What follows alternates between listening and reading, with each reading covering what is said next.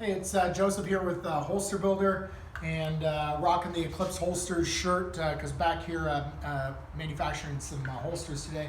But I wanted to talk to you guys because I'm getting a lot of questions in regards to the current SideCar shells that are on the website in regards to Holster Builder and a little bit of like some assembly points and what features that you can necessarily go by. Before I get into sort of the how-to on what I would recommend, understand this, that we are manufacturing shells for you to modify and to do with however you deem necessary for the benefit of your company, so to speak, right? So you're going to see things that these things are not completely finished. They come in shells. They're all for you to assemble, for you to problem solve, for you to find the sweet spot of works best for you of retention, all those good things.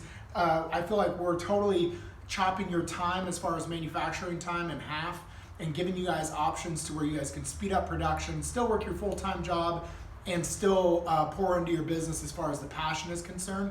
But at the end of the day, I want you guys to always remember that it still takes work, right? It still takes problem solving.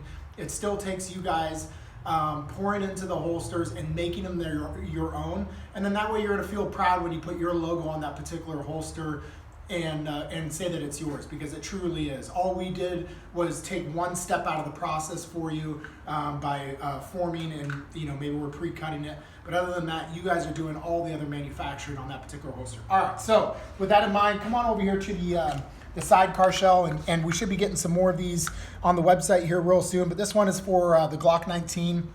You could see when you put them together, again, it's completely flat all the way together here. So the encouragement here, the way that the design is there is for these holes here to be fastened with an 8-8 eyelet, which are also on the website, an 8-8 eyelet.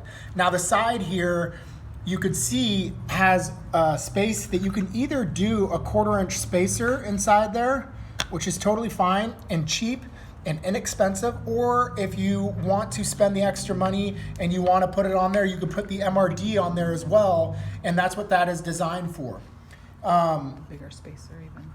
Yeah, and Jessica just brought up a great point in regards to a bigger spacer. You can go 1/4-inch, 3/8, whatever it might be, to where when you're pinching it down, you're getting the retention that you want. One thing I think you guys probably know in this industry, to me, retention is like porridge, right? Meaning some want it too hot, too cold, just right.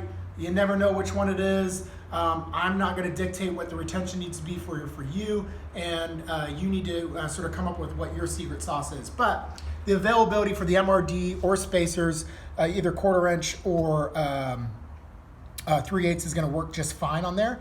Once you get those things assembled, you're still going to want to heat that center beam, that center portion right there, and you're going to want to put some type of a bend in there just for comfort. Now you could still keep it rigid. I'm not saying that that it has to be that way, but that's the way that the design was there. Is you're going to want to apply the heat there with maybe a heat strip and give it a little bit of a bend. But that's after you've already pinched these pieces together.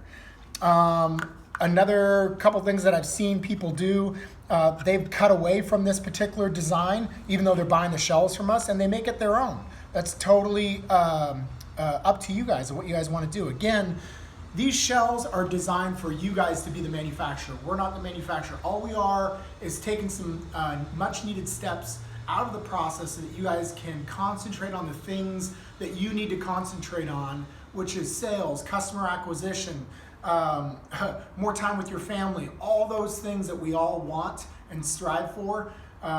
That's what these shells are designed for. So last but not least is the belt attachments. Personally, I like to put 1/4-inch spacers on top of those points right there, and I take the 1/4-inch spacers and I put a grip hook, or it could be an RCS hook of some sort, and that's going to go right over the top of that, and that's where you're going to be able to get your 2 points of contact.